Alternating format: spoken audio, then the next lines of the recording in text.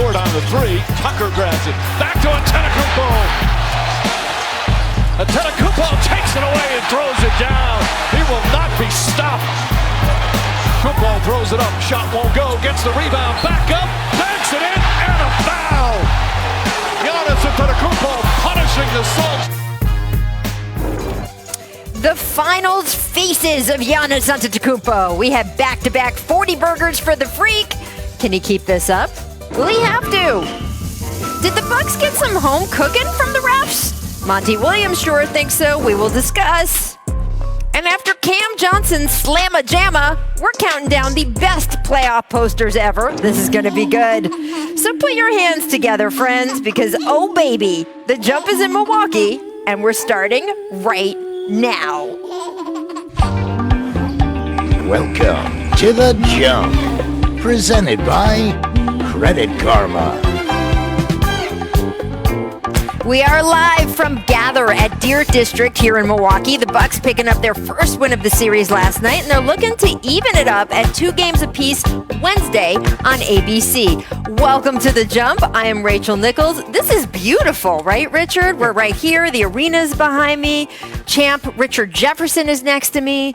We are missing our compatriot, Kendrick Perkins, still back in Houston, but he will be joining us for this show remotely, and he is going to join us here in Milwaukee tomorrow. Hey, Perk. What's up, Ray? How you doing so today? Good to see. I'm speaking only to you.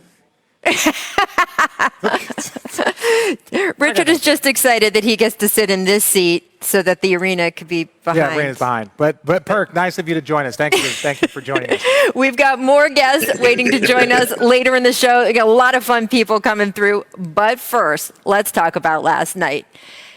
It can be hard for athletes to have perspective when they're in the middle of an NBA Finals. Every game, every minute, it feels so crucial. It is easier to just start focusing on the micro and leaving the bigger picture for another day. But Giannis Antetokounmpo, he's different. No matter how much attention the rest of the world focuses on his free throws, whether he can truly be a finisher or what his banged up knee can and can't do underneath him, Giannis himself has continued to maintain a larger sense of perspective. This game, he says, it's fun. Playing at this level, he says, it's a privilege he never thought he'd experience back when he was a teenage street vendor in Greece, just trying to help his family put food on the table.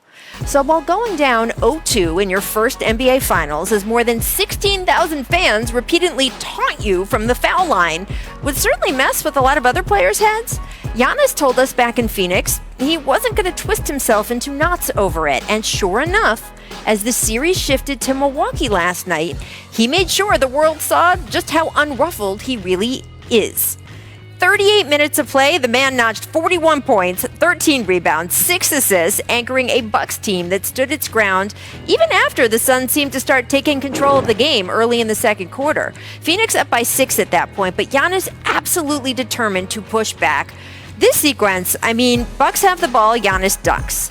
Next Bucks possession, Giannis with the and one. Next Bucks possession, Giannis recording the layup, all of which helped Milwaukee close the first half on a 30-9 tear. Now, Phoenix did fight back a bit after halftime, even providing the most spectacular individual moment of the game when Cam Johnson barreled down on PJ Tucker. Oh my, that is just ridiculous. And when PJ was also called for the blocking foul, the freeze frames of his face immediately afterward became just NBA Twitter's favorite meme. It is excellent. Johnson, more than just a dunker in that quarter, though. That three-pointer put the Phoenix with 4 on the scoreboard. But at that point, the Suns were also spending large chunks of the game without center DeAndre Ayton, who'd picked up his 4th foul less than 2 minutes into the second half. And with backup center Dario Saric out for the series with a torn ACL, Giannis pounced on the Bucks' advantage down low. In fact, look at this shot chart. All 14 of his made field goals, every single one, came within 5 feet of the basket. That dominance, combined with a series of timely buckets from Jrue Holiday to push the Bucks on a 24-6 run, well, that would shift the game for good. And after it was all over, the quick whistle on Ayton, the overall free throw disparity that favored the Bucks, that became the topics of conversation, and we will talk about that on this show in a minute.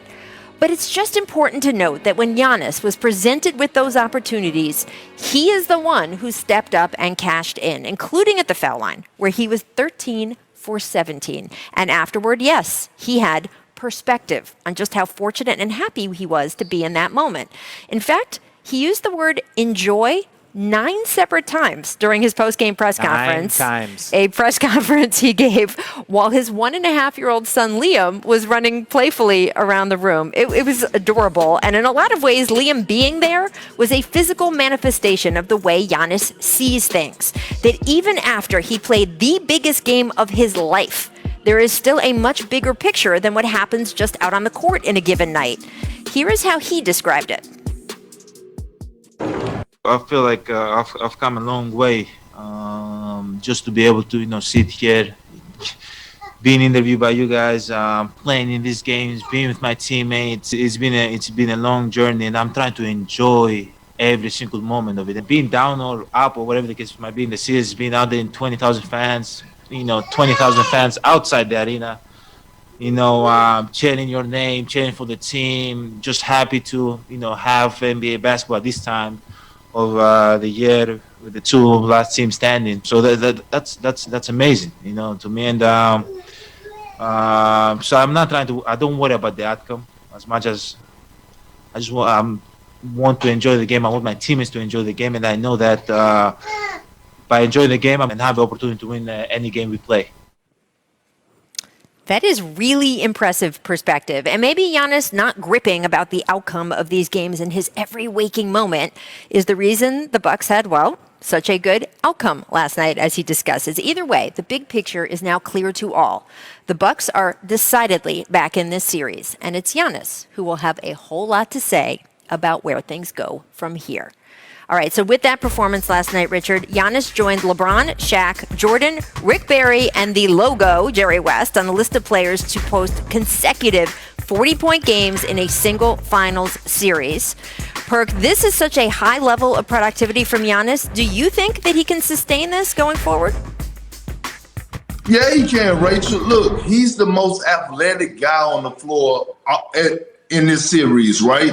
And you think about it, where did he hang around? The paint. He was in the trenches last night. I thought he did a hell of a job of setting screens, dribble handoffs, rolling to the basket, not trying to push the ball up the floor, letting Drew Holiday and Chris Middleton be playmakers for him. I thought he did an excellent job of going to attack the glass. Look, when DeAndre Ayton goes out the game and they go small with Jay Crowder, you should take that as a sign of disrespect. And most importantly, Giannis played with a certain type of swagger last night. He played mean. He played aggressive. He put fear in those guys' heart. I love the passion that he played with, and I absolutely do believe that he could keep this up. No one could stop him when he's attacking the paint, when he's around the basket, when he's doing his job. And I thought Bud finally put him in a great position to be successful. And I thought Giannis accepted that role of actually kind of playing that center position.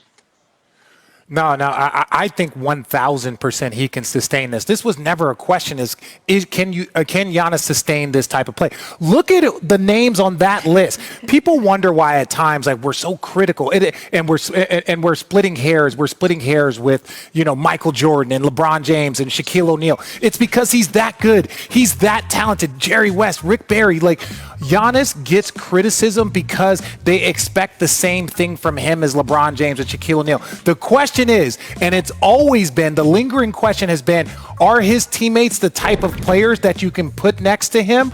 And is Coach Bud the coach to put him in best position? It's never about, is Giannis a monster? Is Giannis good enough? Yes, he has holes in his game, but if you can fill in those holes either via teammates or via superior coaching, then there's not a lot that you can do to stop him at that point in time. Well, part of it, too, isn't Giannis per se. Can he get it done? Yeah. It is, what is the defense there for him? Now, other teams have had some success just basically walling off the paint. If we can put, I know, Director Kathy, if we can put that shot chart back up of Giannis and sort of all 14 were within 5 feet of the basket. Obviously, DeAndre Ayton being in foul trouble, which we'll talk about in a minute. But also, don't forget, Dario Saric the backup to Ayton, is out. He Yes. is not coming back. His ACL is torn. So, Richard, when you look at this shot chart, whether Giannis can, quote, get it done or not, right? How much of this is going to come down to, can the Suns not have that shot chart with all those green circles right under the basket happen again? Well, again, this is what I talked about in game 2. It's not just about Giannis putting up these numbers. It's about, because you know he can do this, it's about how his teammates play around him when he's putting up these numbers. Don't just sit there. Don't just watch. There were so many great cuts from the back door and the baseline. There were so many slashes where Giannis is a great passer. But if you're just standing there watching him do this, there's a lack of involvement with other players. But we saw Chris Middleton play well. We saw Drew Holiday knock down shots. We saw so many guys do things that they have been inconsistent with throughout the postseason. And again, they were at home. That's why they were able to play so well. But you can't just do this at home. They're going to have to win on the road at some point in time. Well, I want to play for you guys a little bit of what Monty Williams was talking about after the game. As I mentioned at the top, DeAndre Ayton got into foul trouble last night. Giannis alone, guys, shot more free throws than the entire Suns team, which, by the way, that has happened twice now. Listen to Monty. That's going to happen. I'm not going to get into the complaining publicly about fouls. Just not going to do that. But you can look, we had 16 free throws tonight. One person had 17. So, DA we got to learn from that. We got to beat guys to the spot, and he'll grow from this. I promise you he will. So look, that was very gracious of Monty Williams, who is very gracious. We had Bud talking about the free throw disparity in game 1, which was heavily in the Suns' favor. And ever since that press conference, the free throw disparity has been in Milwaukee's favor, with both games 2 and 3, with Giannis shooting more free throws than the entire Suns team. So, Perk, what do you make of that? Is that just a quirk of how these games have gone, or do you think there needs to be more of a conversation here? No, it's no conversation. If you're watching the game, right, the Bucks are in attack mode, especially Giannis. And what is the golden rule when Giannis get around the basket? It's to foul him, send him to the free throw line. Last night he just happened to make his free throws.